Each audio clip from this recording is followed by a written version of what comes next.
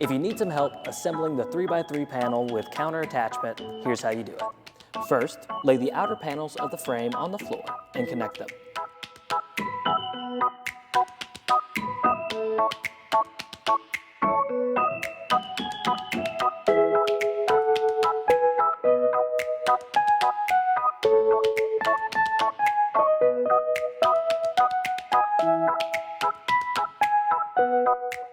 Good job, we're doing great. Now let's attach the feet to our frame.